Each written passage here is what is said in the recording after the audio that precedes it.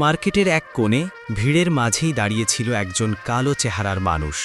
সবাই যাকে দেখে এড়িয়ে চলে, কেউ বলে পাগল, কেউ বলে অপ্রয়োজনীয়।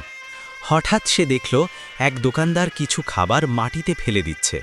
ক্ষুধার্ত মানুষটি নিচু হয়ে সেই খাবারগুলো নিতে গেল, কিন্তু দোকানদার রাগে ধাক্কা মেরে তাকে রাস্তায় ফেলে দিল। এখান থেকে চলে যাও। তবুও লোকটি হাল ছাড়েনি, আবারও খাবার নিতে গেল, আবারও ধাক্কা। বারবার অপমান, বারবার অবহেলা, তবুও ক্ষুধা যে বড় নিষ্ঠুর।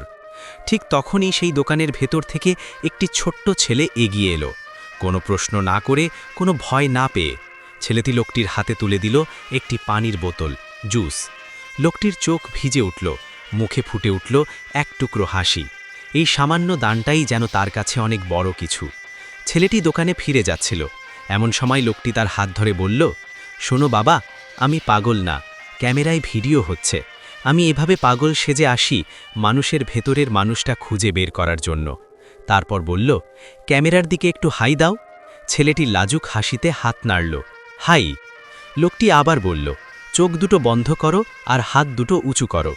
চোখ বন্ধ করা সেই নিষ্পাপ হাত দুটোর ভেতর লোকটি দিয়ে দিল অনেকগুলো টাকা। ছেলেটি চোখ খুলে অবাক, আনন্দে মুখ ভরে গেল হাসিতে।